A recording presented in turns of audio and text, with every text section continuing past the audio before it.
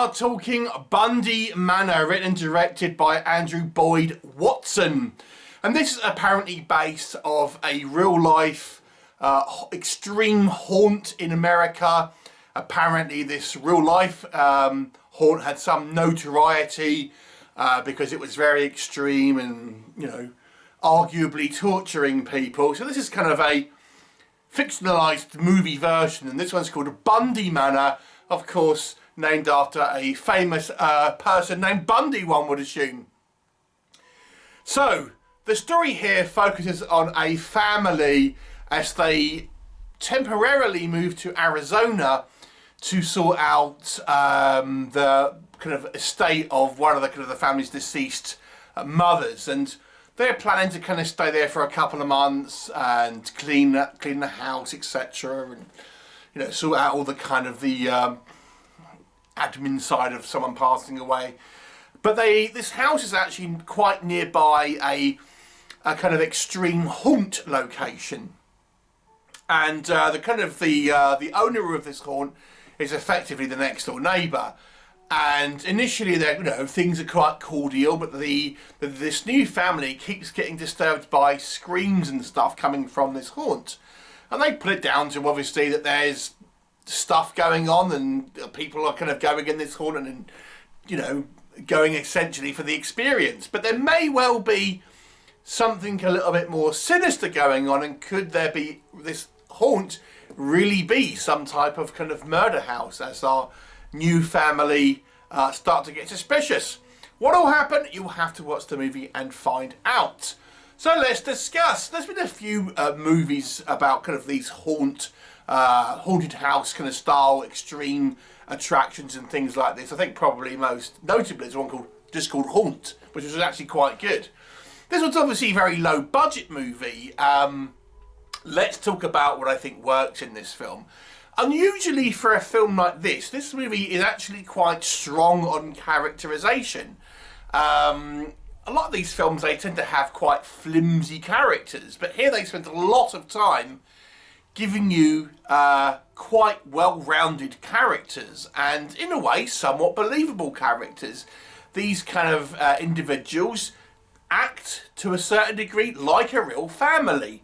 Now, I don't think the acting is particularly special, so I don't necessarily mean the acting, but just the way they are interacting and written, and they're kind of what they do within the film, I have to say, is actually sort of fairly kind of genuine feeling, and you do get the impression that these are kind of, you know, a genuine family to a large degree. So that I actually quite like. You also get to know the kind of the motivations of the characters. Now, we have this guy who runs this haunt, and he's himself quite an interesting character, because outwardly he's like very friendly. He seems to do some things for charity. Very kind of nice guy, tries to kind of like do the best he can to kind of appease these kind of new neighbours. But obviously, as the film progresses, we learn he has a darker side, and this may well come from, you know, the good old overbearing mother kind of situation.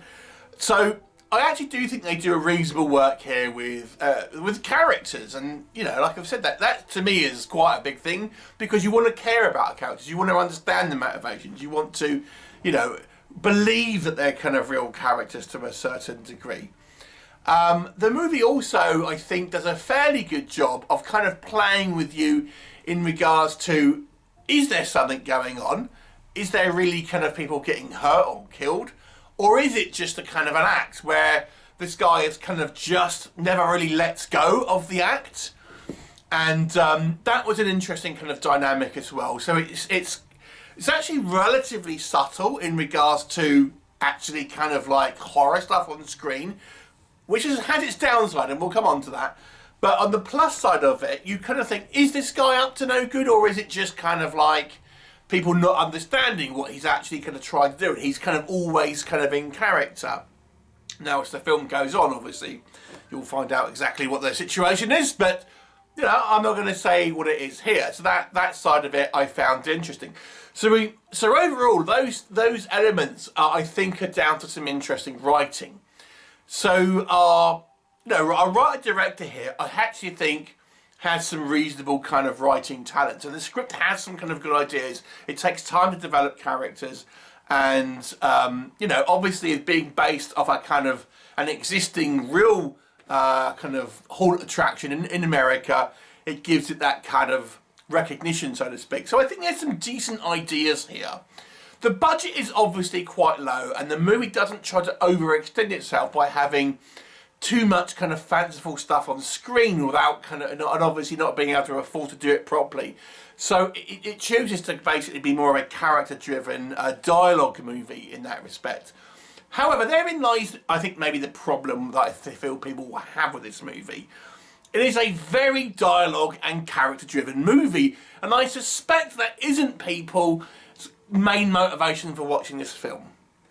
There is very little horror on screen within this film. It is mainly this kind of this family moving, getting to know them, getting suspicious, doing a little bit of investigating, talking to kind of people, and then we have our guy who owns the attraction, him, you know, effectively trying to appease these neighbours and also run this business and maybe kind of doing sinister things there as well with various kind of different people.